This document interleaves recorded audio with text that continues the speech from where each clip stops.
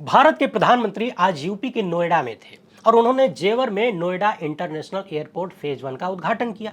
ये देश का सबसे बड़ा एयरपोर्ट बताया जा रहा है, लेकिन इस उद्घाटन कार्यक्रम में हुजूर ने एयरपोर्ट के मामले में देश और यूपी को लेकर जो दावे किए, उनके बारे में बहुत सारे गंभीर सवाल हैं, क्योंकि वे दावे भ्रामक हैं। पूरा सच देश को नहीं बताया गया। इतना ही नहीं, आज एक बार फिर से हुजूर ने साबित कर दिया कि उनकी नज़र में सरकार और बीजेपी में कोई फर्क नहीं है। भाजपा नेता नरेंद्र मोदी और प्रधानमंत्री नरेंद्र मोदी में कोई फर्क नहीं है। सरकारी कार्यक्रम और बीजेपी के कार्यक्रम में भी कोई फर्क नहीं है। वैसे तो हुजूर पहुंचे थे जनता के टैक्स के पैसे से फीता काटने, लेकिन साथ ही साथ काम भाजपा का भी कर रहे थे, बल्कि कहिए कि भाजपा का ज़्यादा कर रहे थे। कैसे कर रहे थे वही देखना है, और ये भी समझेंगे कि कैसे भारत में जो ऊर्जा संकट पैदा हुआ, इसके लिए कथित रूप से कुल जमा जिम्मेदार भक्तों के भगवान विश्वगुरु महामानव विष्णु के 10वें अवतार नॉन बायोलॉजिकल जी ही हैं और कोई नहीं। जिस वक्त देश तेल और गैस के उलझन में पड़ा हुआ है, उस वक्त भी हुजूर किस कदर फेंकम फांक कर रहे हैं, कैसे देश को आधी अधूरी जानकारी दे रहे हैं, हवा बना रहे हैं, सच को छुपाते हैं, झूठ को दोहराते हैं। आज इस वीडियो में इसी का एकदम जोरदार आकलन करेंगे और तथ्यों के साथ करेंगे। आप भी जितने भक्तों को जानते हो उन्हें ये वीडियो जरूर पहुंचाइएगा और पूछिएगा कि भक्त अपने भगवान से कहो कि कम से कम संकट के वक्त तो हवाबाजी बंद कर दीजिए। हालांकि वो बंद करेंगे नहीं, लेकिन भक्तों को भगवान के बारे में थोड़ा सा और जानने का मौका तो मिलेगा ही। ये वीडियो बहुत ही जबरदस्त होने वाली है, आपको बहुत सारी जानकारी मिलेगी, इसलिए टकटकी लगाकर पूरा सुनिएगा। पहली बार है तो चैनल को सब्सक्राइब करके घंटी बजा दीजिए, टन से लाइक और शेयर करना आपकी जिम्मेदारी है। इसके अलावा आप जानते हैं कि हम किसी धन्ना सेठ या राजनीतिक दल के दम पर चलते नहीं, तभी खुलकर आपके मुद्दों पर बात हो पाती है। हमारा काम पसंद आता हो तो इस QR कोड या फिर मोबाइल नंबर का प्रयोग करते हुए जो भी हो सके आर्थिक सहयोग भेजने का प्रयास जरूर करें। बहुत बहुत धन्यवाद। सबसे पहले तो आपको यह बता दें कि किसी पार्टी के नेता और संवैधानिक पद पर बैठे हुए व्यक्ति के भीतर बड़ा अंतर होता है। पार्टी के नेता के तौर पर आप कुछ भी अल्ल बल्ल बक सकते हैं, किसी पर आरोप लगा सकते हैं, राजनीति खेल सकते हैं, लेकिन प्रधानमंत्री के तौर पर यह सब नहीं किया जाता है। हालांकि अपने विश्वगुरु ने इन सभी अंतरों को मिटा दिया है, सब धान बाईस पसेरी कर दिया है। तमाम सरकारी कार्यक्रमों को भी देखकर लगता है कि यह भाजपा का कार्यक्रम है, और यदि आप उसमें प्रधानमंत्री का भाषण सुन लें तो पता ही नहीं चलेगा कि यह कार्यक्रम सरकारी है या बीजेपी RSS का। आज के ही कार्यक्रम को ले लीजिए। हुजूर जेवर में एयरपोर्ट के उद्घाटन में पहुंचे थे, उनके साथ में यूपी के मुख्यमंत्री और राज्यपाल समेत तमाम लोग मौजूद थे, और यहां भी हुजूर राजनीति खेलने से बाज नहीं आए। तो सबसे पहले सुन लेते हैं कि इन्होंने कहा क्या क्या है, फिर जो कहा है उसका ऑपरेशन करेंगे, और इनके कहने का पोस्टमार्टम रिपोर्ट जरूर देखिएगा, तभी पता चलेगा कि मसला कितना गंभीर है। प्रधानमंत्री ने इस कार्यक्रम में कहा कि पश्चिम एशिया में युद्ध चल रहा है, इसके चलते कई देशों में संकट पैदा हो गया है। भारत भी बड़ी मात्रा में कच्चा तेल और गैस युद्ध प्रभावित क्षेत्रों से ही मंगवाता है, इसलिए सरकार हर वो कदम उठा रही है जिससे सामान्य लोगों और किसानों पर बोझ न पड़े। 140 करोड़ देशवासी इस मुसीबत का एकजुट होकर सामना करें। अब सवाल ये बनता है कि हुजूर देशवासी तो सामना करेंगे ही, चाहे एकजुट होकर चाहे कई फुट होकर। उनके सामने रास्ता ही क्या है, उनकी तो मजबूरी है कि जो संकट आएगा उसका सामना करना ही है। सवाल यह है कि आप क्या कर रहे हैं। आपकी जिम्मेदारी सिर्फ इतनी है कि आप ट्रंप के इशारे पर, अमेरिका के इशारे पर देश के हितों को भुलाते रहें। अमेरिका बोले तो आप रूस से तेल खरीदें, अमेरिका बोले तो नहीं खरीदें। ट्रंप को खुश करने के लिए ईरान से तेल खरीदना बंद कर दें। क्या आपकी जिम्मेदारी खाली इतनी है? आपने एक बार फिर से अपना विक्टिम कार्ड निकाल लिया है, यानी आप संकट पैदा करते रहे, कथित रूप से कभी सेठ की फाइल दबाने के लिए तो कभी एपस्टीन फाइल में नाम छुपाने के लिए। आप संकटों को न्योता देते रहे और 140 करोड़ भारतीय एकजुट होकर संकटों का सामना करते रहे। इसी कार्यक्रम में आगे भाजपा नेता नरेंद्र मोदी ने कहा कि पहले की सरकारों ने नोएडा को अंधविश्वास के कारण अपने हाल पर छोड़ दिया था। भाजपा नेता मोदी ने कहा कि अंधविश्वास के कारण, इस डर से कि कुर्सी चली जाएगी, सत्ताधारी लोग यहां आने से डरते थे। जब यहां सपा की सरकार थी और मैंने नोएडा आने का कार्यक्रम बनाया तो पुराने मुख्यमंत्री इतने डरे हुए थे कि वे कार्यक्रम में आए ही नहीं, और मुझे भी डराने की कोशिश की गई। कहा गया कि नोएडा मत आइए, अभी अभी तो प्रधानमंत्री बने हैं। आगे हुजूर ने कहा कि सपा ने पश्चिमी यूपी को लूट का ATM बना दिया था। जब हमारी सरकार बनी केंद्र में तो यूपी में सपा की सरकार थी। शुरू के 2-3 सालों में उन्होंने यहां जेवर एयरपोर्ट का काम नहीं होने दिया। जैसे ही यहां भाजपा की सरकार बनी तो एयरपोर्ट की नींव पड़ी। अब यहां हुजूर ने अपनी ही बातों में विरोधाभास पैदा कर दिया। सबसे पहले तो उन्होंने कहा कि अंधविश्वास के कारण पुरानी सरकारों ने नोएडा को छोड़ दिया था अपने हाल पर। अब सवाल ये पैदा होता है कि प्रधानमंत्री, देश का सबसे बड़ा एयरपोर्ट बनाने के लिए आपने नोएडा को क्यों चुना? क्या इसलिए चुना कि नोएडा बहुत ही पिछड़ा हुआ है, पुरानी सरकारों ने उसको अपने हाल पर छोड़ दिया था? क्या इसलिए चुना कि उस क्षेत्र में केवल आदिवासी और गरीब लोग रहते हैं, पूरा जंगली इलाका है, कोई डेवलपमेंट नहीं था, क्या इसलिए आपने वहां एयरपोर्ट बनाने का फैसला किया? जवाब है बिल्कुल नहीं। तो फिर आप कैसे कह सकते हैं कि अंधविश्वास के कारण नोएडा को अपने हाल पर छोड़ दिया गया था? निश्चित तौर पर अगर भारत का सबसे बड़ा एयरपोर्ट बनाने के लिए नोएडा की जमीन को चुना गया तो वो पहले से विकसित रहा होगा, और नोएडा विकसित था क्योंकि वो राजधानी से सटा हुआ है। दूसरी बात, आप कह रहे हैं कि समाजवादी पार्टी ने पश्चिमी यूपी को लूट का एटीएम बना दिया। यानी एक तरफ आप कहते हैं कि अंधविश्वास के कारण पुरानी सरकारें यहां आती नहीं थी, इस जगह को छोड़ दिया था, दूसरी तरफ आप खुद कह रहे हैं कि एटीएम बना दिया था वो भी लूट का। अब सवाल यह है कि अगर छोड़ दिया था, ये क्षेत्र पिछड़ा हुआ था, तो फिर लूटने क्या जाते थे? मट्टी सपा वाले? यानी ऐसा लगता है कि हुजूर का भाषणों लिखने वाले कुछ ले दे के बैठते हैं, वरना अपनी ही बातों में इतना विरोधाभास कैसे आ सकता है? एक तरफ कह रहे हैं कि अंधविश्वास के कारण नोएडा को अपने हाल पर छोड़ दिया, दूसरी तरफ कहते हैं कि लूट का एटीएम बना लिया। कैसे कैसे लोग हैं भाई दुनिया में। बहरहाल, नोएडा इंटरनेशनल एयरपोर्ट के बारे में बताया जाता है कि ये 52 स्क्वायर किलोमीटर के क्षेत्र में बनना है और पूरा कंप्लीट होगा 2040 तक। कहा जा रहा है कि मई महीने में यहां से फ्लाइटें भी शुरू हो सकती हैं। इसका निर्माण 4 फेज में होने वाला है। पहला फेज अभी पूरा हुआ है, चौथा फेज 2040 तक पूरा होगा। आगे इसी कार्यक्रम में भाजपा नेता नरेंद्र मोदी ने विपक्ष को ज्ञान देना भी शुरू कर दिया। अच्छा, आप दर्शक सोच रहे होंगे कि मैं कभी प्रधानमंत्री नरेंद्र मोदी बोल रहा हूं, कभी भाजपा नेता नरेंद्र मोदी बोल रहा हूं, ये चक्कर क्या है? वो इसलिए कि एक ही मंच था, कार्यक्रम भी एक ही था, व्यक्ति भी एक ही थे, लेकिन एक ही व्यक्ति जब बीजेपी नेता की तरह बोल रहे हैं, यानी विपक्ष की आलोचना कर रहे हैं, तो मैं उन्हें भाजपा नेता बता रहा हूं। जब वो प्रधानमंत्री वाला काम कर रहे हैं तो प्रधानमंत्री बता रहा हूं। सरकारी कार्यक्रम विपक्ष की आलोचना करने के लिए नहीं होता है, वो सरकारी खर्चे से होता है, उसका दुरुपयोग नहीं होना चाहिए। लेकिन हुजूर के लिए ये सारी बातें लागू नहीं होती। हालांकि हुजूर भले लागू न करें, हम तो कर सकते हैं। भाजपा नेता नरेंद्र मोदी ने यहां से कहा कि देश के सभी राजनीतिक दलों से मैं आग्रह करना चाहता हूं कि इस संकट में कोई भी ऐसी बात करने से बचिए जो कि देश के लिए नुकसानदायक, क्योंकि जो भारतीयों के हक में है, हित में है, वही भारत सरकार की नीति और रणनीति है।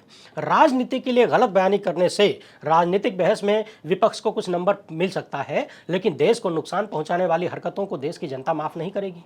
यानी भाजपा नेता का कहना है कि जो भारत के लोगों के हक में है, हित में है, वही भारत सरकार की नीति है और रणनीति है। अब सवाल यह है कि हुजूर, क्या आपकी सरकार में कोई नीति और रणनीति बची है? 7 समंदर पार बैठा बिन पेंदी का लोटा माय फ्रेंड डोनाल्ड मना कर देता है तो आप रूस से तेल खरीदना बंद कर देते हैं, हड़का देता है, फिर आपके अधिकारी उससे आग्रह करते हैं कि हमें तेल करने की परमिशन दे दीजिए, फिर वो परमिशन देता है कि तेल खरीद लो, जी लो अपनी जिंदगी। क्या यही है आपकी नीति और रणनीति? आपके मेहमानों को अमेरिका ने भारत के पड़ोस में मार दिया, 100 से ज्यादा निहत्थे ईरानी सैनिक मार दिए गए। ये सैनिक आपके न्योते पर आए थे, एक तरह से आपके घर में आपके मेहमान मार दिए गए, आपकी जबान तक नहीं खुली।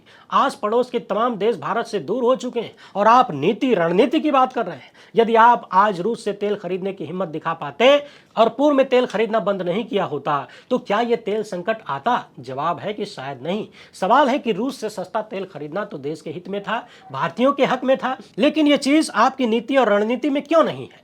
ट्रंप के सामने इस कदर सरेंडर कर देना भारतीयों के हित में तो बिल्कुल नहीं है, लेकिन ये तो आपकी नीतियों और रणनीतियों का हिस्सा बन चुका है, वो भी अभिन्न। आप उल्टे विपक्ष को कोसना शुरू कर चुके हैं, विपक्ष को ज्ञान दे रहे हैं कि राजनीतिक बहस में आपको कुछ नंबर मिल जाएगा, संकट में राजनीति मत करिएगा, लेकिन देश को नुकसान पहुंचाएंगे तो जनता माफ नहीं करेगी। अरे विपक्ष की क्या हैसियत है जो देश को नुकसान पहुंचा दे? नुकसान तो आपकी नीतियां और रणनीतियां ला रही हैं। रूस से तेल नहीं खरीदने की नीति क्या किसी विपक्षी की थी? क्या विपक्ष से पूछकर आपने ईरान से तेल खरीदना बंद कर दिया था? यदि कुछ साल पहले आपने ईरान से तेल खरीदना बंद नहीं किया होता अमेरिका के कहने पर, तो आज ये तेल संकट शायद बिल्कुल न होता। होर्मुज से हमारी जहाज तेल लेकर दनादन निकल रही होती। और पुरानी बात भी छोड़ दीजिए, अगर हाल फिलहाल में आपने खुलकर ईरान के साथ हो रही ज्यादतियों के खिलाफ बोला होता, ईरान के सर्वोच्च नेता की हत्या पर मुंह खोला होता, तब भी शायद ईरान आपको रियायत देता जिस तरह से चीन को दे रहा है। चाइना को तो तेल मिल रहा है ना, लेकिन आप नहीं ले पा रहे हैं। तो क्या ये विपक्ष के कारण है? बिल्कुल नहीं। ये सब कुछ आपकी कमजोर नीति और गुमनाम हो चुकी रणनीति का रिजल्ट है। हुजूर ने कहा कि कोरोना काल में भी कुछ लोगों ने गुमराह किया, झूठ बोले, लेकिन जनता ने चुनाव के दौरान ऐसी राजनीति को नकार दिया, ठुकरा दिया। यानी सोचिए, सरकारी मंच का प्रयोग भाजपा नेता नरेंद्र मोदी किस तरह से कर रहे हैं, उसमें भी चुनाव घुसा रहे हैं और विपक्ष को कोस रहे हैं कि उन्होंने झूठ बोला था, जबकि सबसे बड़का झूठ तो हुजूर आपने खुद ही बोला था। कोविड आया नहीं, कोविड आते ही आपने झोली फैला दिया, हमको पैसा दे दो। संकट के खिलाफ लड़ाई शुरू करने से पहले ही चंदा लेना शुरू कर दिए थे पीएम केयर फंड वाला, और सारा चंदा खा के डकार भी नहीं लिए, 1 रुपए का हिसाब नहीं देते। कितना बड़ा झूठ था ये। आपने कहा कि इस पैसे का प्रयोग देश के लिए होगा, देश की जनता के लिए होगा, लेकिन फिर सारा पैसा बटोर के उस पर कुंडली मार के बैठ गए। अब जब हिसाब नहीं मिलेगा तो कैसे पता चलेगा कि वो पैसा देश की जनता पर खर्च हुआ या फिर किसी की अयासियों पर? तो क्या ये झूठ नहीं है? आपने ताली थाली और न जाने क्या क्या बजवा दिया, जलवा दिया। आपके समर्थकों ने कहा कि इससे कोरोना भाग जाएगा, कुछ ने तो गो कोरोना गो का गाना भी बजा दिया। क्या हुआ? क्या ये सब कुछ झूठ नहीं था? आज एक बार फिर से आपने सारी जिम्मेदारी देश की जनता पर डाल दिया है। कह रहे हैं कि देश के लोग एक होकर सामना करें। सवाल वही है कि लोगों के सामने ऑप्शन क्या है? वो तो सामना करेंगे ही, जी के चाहे मर के, भर पेट चाहे खाली पेट। मगर एक बात और समझने वाली, जनता के पास भले ही ऑप्शन न हो, हुजूर के पास बाहरी तौर पर ऑप्शन जरूर था, लेकिन शायद किसी दबाव में या डर में वो ऑप्शन भी खत्म हो गया। ट्रंप ने कह दिया कि वहां से तेल मत खरीदना, खरीदी बंद हो गई। आज हुजूर भारतीयों को उनकी ताकत याद दिला रहे हैं, मगर प्रधानमंत्री के तौर पर अपनी ताकत भूल चुके हैं कि अमेरिका के सामने खुद की ताकत कितनी है और कहां चली जाती है। चलिए अब जरा भौकालबाजियां भी सुन लेते हैं। प्रधानमंत्री मोदी ने कहा कि हमारे देश में एयरपोर्ट पर मेंटेनेंस की सुविधा नहीं है, 85% जहाजों को मेंटेनेंस के लिए विदेश भेजना पड़ता है, लेकिन हमने ठाना है कि इस क्षेत्र में भी देश को आत्मनिर्भर बनाएंगे, यानी मेंटेनेंस की सुविधा बनाएंगे। इससे कमाई बढ़ेगी, युवाओं को रोजगार मिलेगा। सुनते जाइए, सारी बातें भविष्य की हैं। भूतकाल में क्या किया, वर्तमान में उसका परिणाम क्या है, उसकी कोई चर्चा नहीं। सारी प्लानिंग क्या है, मुंगेरी लाल वाली। ये कलई भी खोलेंगे, बस थोड़ी देर टिके रहिए। प्रधानमंत्री ने कहा कि हमारी सरकार की प्राथमिकता देश के नागरिकों की सुविधा है, देश के लोगों का समय बचे, जेब पर बोझ न पड़े, यही हमारा लक्ष्य है। प्रधानमंत्री ने कहा कि किसी भी देश में एयरपोर्ट सिर्फ एक संचालन की सुविधा नहीं होती, एयरपोर्ट देश की प्रगति को उड़ान देता है। 2014 से पहले 74 एयरपोर्ट थे, आज 160 एयरपोर्ट हो गए। महानगरों के साथ साथ कई छोटे शहरों में भी हवाई कनेक्टिविटी पहुंच रही है। पहले सरकार मानती थी कि हवाई यात्रा अमीरों के लिए होनी चाहिए, लेकिन भाजपा की सरकारों ने सामान्य लोगों के लिए भी हवाई यात्रा को आसान बना दिया। अब इसी बात पे आप दर्शक जरा देखिए कि हवाई चप्पल वाले कितने लोग हैं जो हवाई यात्रा कर रहे हैं। और दूसरी बात, जो हुजूर ने कहा कि साल 2014 से पहले देश में 74 एयरपोर्ट थे, आज 160 हैं, इस दावे की टेस्टिंग बहुत जरूरी है। उसके साथ ही एक लाइन और सुन लीजिए। हुजूर ने कहा कि यूपी में हमने तेजी से हवाई एयरपोर्ट की संख्या को 17 कर दिया। अब इन्हीं तथ्यों की जांच के लिए जब आप जरा सी मेहनत करते हैं तो 2 दिसंबर 2025 की ये रिपोर्ट मिलती है, जो बताती है कि भारत में उड़ान योजना के तहत शुरू किए गए 15 से अधिक हवाई अड्डे यात्रियों की संख्या बेहद कम होने के कारण बंद हो चुके हैं, और इनमें से उत्तर प्रदेश के भी कई एयरपोर्ट शामिल हैं। अपनी स्क्रीन पर इस खबर को देखिए। शिमला में 116 करोड़ से भी अधिक की लागत से एयरपोर्ट बनाया गया था, वहां भी परिचालन बंद हो गया। खुद केंद्र सरकार ने संसद में बताया था कि देश में 15 एयरपोर्ट ऐसे हैं जहां फिलहाल कोई फ्लाइट नहीं उड़ रही है, क्योंकि यात्रियां नहीं है, जिसके कारण अस्थायी रूप से इन्हें बंद करना पड़ा। हिमाचल को लेकर बताया गया कि शिमला के अलावा कुल्लू, मंडी जैसे तमाम स्थानों पर ऑपरेशन बंद है। एक नजर इधर भी दौड़ाइए। प्रधानमंत्री ने बहुत जोर देकर आज कहा है कि उत्तर प्रदेश में हमने धनाधन एयरपोर्ट की संख्या 17 पहुंचा दी, लेकिन यह पूरा सच नहीं है। अभी 23 फरवरी 2026 की रिपोर्ट बता रही है कि उत्तर प्रदेश में 7 में से 6 हवाई अड्डे उड़ान भरने के कुछ ही महीनों बाद बंद हो गए। आरटीआई ने बड़ा जोरदार खुलासा किया, जो 7 नए एयरपोर्ट यूपी में बनाए गए, उनमें से 6 पर फ्लाइट बंद हो चुकी है। सोचिए, 7 में से 6 पर बंद हो गई। उन शहरों का नाम भी सुनिए: कुशीनगर, आजमगढ़, चित्रकूट, श्रावस्ती, मुरादाबाद, अलीगढ़। इन सभी जगहों पर जहाजों का आना जाना ठप है। ये सभी एयरपोर्ट 2021 के बाद शुरू हुए, लेकिन कुछ ही महीनों के अंदर व्यवस्था बंद हो गई। अरबों रुपए इनके निर्माण में खर्च किए गए, कहीं 300 करोड़, कभी 150 करोड़, कभी 100 करोड़, कभी 200 करोड़ की लागत से एयरपोर्ट बना। किसानों की जमीनें कब्जाई गई, उन्हें मारा गया, पीटा गया, लाठीचार्ज हुआ, उनको गालियां दी गई, और अंत में क्या हुआ? ठन ठन गोपाल। कई एयरपोर्ट तो ऐसे भी हैं जो 100 किलोमीटर के भीतर बना दिए गए। ऐसे में लोगों को लगा कि जहाज से जाने से बढ़िया है, उतने टाइम में तो हम बाय रोड पहुंच जाएंगे, फिर अतिरिक्त पैसा काहे फूंका जाए। सोचिए कि उत्तर प्रदेश में 2021 के बाद 7 एयरपोर्ट शुरू होते हैं और उनमें से 6 बंद हो जाते हैं। लेकिन आज प्रधानमंत्री नोएडा में ये बताना भूल गए। शायद इसलिए नहीं बताए कि बता देंगे तो अपना बेइज्जती हो जाएगी। इन सबसे भी ज्यादा धमाकेदार खबर यह है, देखिए, कुछ महीने पहले की ये रिपोर्ट है। एयरपोर्ट अथॉरिटी ऑफ इंडिया ने बताया था कि देश के 81 एयरपोर्ट पिछले 10 साल से भारी घाटे में चल रहे हैं और अब तक का कुल नुकसान 10,852 करोड़ से ज्यादा हो चुका है। अगस्त 2025 की ये रिपोर्ट है जो बताती है कि घाटे में चल रहे 81 एयरपोर्ट्स में से 22 एयरपोर्ट अब नॉन ऑपरेशनल हैं, यानी बंद हो चुके हैं। अब आप दर्शक कभी मौका मिले तो हुजूर से पूछिएगा, हालांकि मिलेगा नहीं। जब मीडिया वालों को नहीं मिलता, उन्हीं के पालतू गोदी मीडिया को नहीं मिलता, तो आपको क्या मिलेगा। लेकिन कम से कम अपने आप से तो पूछ ही सकते हैं कि प्रधानमंत्री नोएडा में जाकर भाषण दे रहे हैं कि हमने एयरपोर्ट की संख्या 74 से बढ़ा के 160 पहुंचा दिया, लेकिन यह नहीं बताते कि पिछले 10 साल में 22 एयरपोर्ट किस तरह से बंद हो चुके हैं। और यह जानकारी सरकार ने ही संसद में दिया है। दिल्ली का सफदरगंज एयरपोर्ट, उसके बाद अगरतला, हैदराबाद, देहरादून, विजयवाड़ा, भोपाल, औरंगाबाद, तिरुपति, खजुराहो, इंफाल, देश के तमाम एयरपोर्ट घाटे में चल रहे हैं क्योंकि यात्री कम है, फ्लाइट्स कम है और बिना कायदे के रिसर्च किए एयरपोर्ट बना दिया गया। ये तमाम खबरें यह भी बताती हैं कि जैसे ही सब्सिडी मिलनी बंद होती है, जहाजों का उड़ान भी बंद हो गया। अकेले ये वाली रिपोर्ट बता रही है कि 10 साल में 81 एयरपोर्ट्स की वजह से देश को 10,852 करोड़ रुपए का घाटा हुआ है और इनमें से 22 एयरपोर्ट अब पूरी तरह से बंद हो चुके हैं। सवाल यह है कि क्या ये खबरें प्रधानमंत्री मोदी को नहीं मिलती हैं? आखिर उन्हीं की सरकार ने तो संसद में बताया था। कभी अपने मंत्रियों से पूछ लिया करें, ये खबरें किसी विपक्षी पार्टी के नेता के किचन में नहीं बनी हैं। सरकार ने ही देश की संसद को बताया है। अब सवाल ये पैदा होता है कि क्या सरकार यूं ही मुंह उठा के कहीं भी एयरपोर्ट बनाने निकल पड़ती है? क्या एयरपोर्ट बनाने से पहले जरूरतों का आकलन नहीं किया जाता? क्या मार्केट सर्वे नहीं किया जाता? या फिर एयरपोर्ट बनाना, उसका उद्घाटन करना, फीता काटना, खबरें छपवाना, प्रचार करना और एयरपोर्ट के नाम पर वोट मांगना ही असली टारगेट है? क्योंकि यदि जमीनी आकलन किया गया होता तो देश भर में इतने सारे एयरपोर्ट बंद होने की कगार पर नहीं आते। उड़ान योजना के तहत सरकार ने एयरलाइंस को 3 साल तक घाटा पूरा करने के लिए सब्सिडी देने का ऐलान किया, लेकिन जैसे ही सब्सिडी का 3 साल का समय पूरा हुआ, सब्सिडी रुकी, जहाज उड़ना बंद हो गई। यानी कंपनियों को जब तक माल मिलता रहा, सहायता मिलती रही, तब तक वो सरकारी आदेश को ढोते रहे। जैसे ही सब्सिडी बंद हो गई, उनको घाटा समझ में आया, उन्होंने ऑपरेशन बंद कर दिया। ये रिपोर्ट ये भी बताती है कि भले ही इन एयरपोर्ट्स पर उड़ान नहीं हो रही है, मगर फिर भी इनके रखरखाव में, इनके मेंटेनेंस में पिछले 8 साल में 900 करोड़ से भी ज्यादा रुपया खर्च हो चुका है। यानी एयरपोर्ट बनने में जो खर्च हुआ एक बार, वो तो अलग की बात है, बंद होने के बाद भी, ऑपरेशन बंद होने के बाद भी करोड़ों रुपए खर्च हो रहे हैं, इनका यूज कुछ भी नहीं है। हाँ, बीजेपी के लिए जरूर है, चुनाव में भुनाने के काम आता है, फोटो खिंचाने, प्रचार करने के काम आता है। हालांकि ऐसा भी नहीं है कि सारे एयरपोर्ट बिना काम के ही हैं, कुछ सफल भी हैं, लेकिन संख्या कम है। लेकिन मूल सवाल यह है कि जहां जनता का अरबों रुपया लगाना हो, क्या वहां सरकार को यूं ही आंख मूंद कर पैसा फूंक देना चाहिए? जितना पैसा एयरपोर्ट्स को बनाने में लगाया गया, उतने पैसे में अगर उन्हीं जगहों पर अच्छी यूनिवर्सिटीज बनाई गई होती, अच्छे स्कूल बनाए गए होते, रिसर्च एंड डेवलपमेंट के संस्थान बनाए गए होते, तो देश और राज्य के युवाओं को पढ़ने, लिखने, सीखने का मौका मिलता, देश नई ऊंचाइयों को छूता। वैसे एक बात और बता दें, ये जो एयरपोर्ट्स की बड़ी संख्या बताई जाती है कि इतना बना दिया, उतना बना दिया, इसका पूरा मतलब ये नहीं होता है कि सबको नया ही बना दिया है।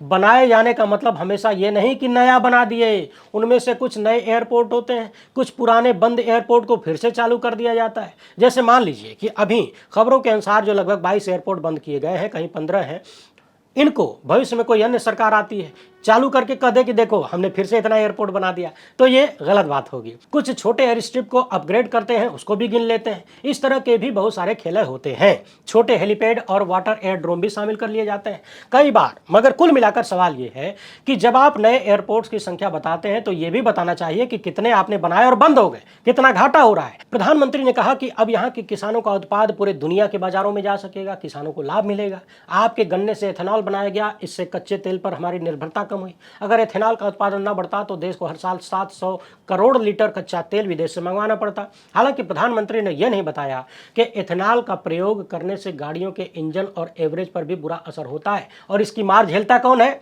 आप लोग जो ताक रहे हैं टुकुर टुकुर। ऐसी खबरें भी पिछले दिनों सामने आई थी। इधर देखिए, ऑटोमोबाइल उद्योग और सरकार ने भी इस बात को माना कि एथेनॉल मिश्रित पेट्रोल के कारण वाहनों का माइलेज 2 से 6% गिर गया, यानी अब लोगों को ज्यादा तेल भरवाना पड़ता है। इसी के साथ तमाम लोगों ने यह भी बताया कि इंजन में भी इस तरह की समस्याएं आ सकती हैं। अब आप सोचिए कि 2 से 6% की माइलेज में कमी, जो कि स्वीकार की जा रही है, हो सकता है इससे ज्यादा हो, 5% का ही एवरेज मान के चलें तो लगभग हर लीटर पेट्रोल पर आम आदमी का 5% नुकसान हुआ। तो क्या मोटा मोटी ये नहीं कहा जा सकता कि 1 लीटर पेट्रोल में 5 रुपया तो ऐसे निपट गया। एक तो पहले से ही महंगा पेट्रोल खरीदने के लिए लोग मजबूर हैं, ऊपर से मिलावट के कारण 5% के नुकसान को भी झेल रहे हैं। और एथेनॉल बनाकर माल कमाता कौन है? बड़े बड़े भाजपा नेता का बेटा। वो भाजपा नेता कौन है, उनका बेटा कौन है, पिछले दिनों हमने बताया था। हालांकि नेताजी ने तमाम पत्रकारों पर मुकदमा भी ठोक दिया। उसके बाद प्रधानमंत्री उत्तर प्रदेश के पश्चिमी हिस्से के तमाम जिलों के किसानों और लघु उद्योगों से जुड़े हुए लोगों को सपना दिखा रहे हैं कि यहाँ से जहाज उड़ेगी तो आपका सपना चमक जाएगा, पूरा हो जाएगा। लेकिन फिलहाल तेल और गैस संकट के कारण उन्हीं किसानों और छोटे उद्योगों पर जो संकट आया है उसके लिए क्या कर रहे हैं कुछ नहीं बताते। अभी हाल ही में एक बुजुर्ग चचा ने हमको फोन किया, हड़काने लगे, कह रहे हैं कि अरे टीवीआ वाले दिखा रहे हैं कि 2 जहाज गैस आया है और हमको एजेंसी वाला गैस नहीं दे रहा है। तो हमने भी कह दिया कि चाचा एजेंसी को छोड़िए, टीवीआ वाले से मांग लीजिए गैस, क्या करिएगा, हम भी क्या कर सकते हैं। बहरहाल हुजूर तो हुजूर हैं, उनके 1 घंटे के भाषण का फैक्ट चेक यदि करने निकल पड़े तो कई घंटे लग जाएंगे। वैसे आप इन मामलों पर क्या सोचते हैं, अपनी राय कमेंट बॉक्स में जरूर लिखिएगा। वीडियो पसंद आई हो तो ज़्यादा से ज़्यादा लोगों तक पहुँचाएं। पहली बार है तो चैनल को सब्सक्राइब कर लीजिए। हमसे जुड़ने के लिए बहुत बहुत धन्यवाद। जय हिंद।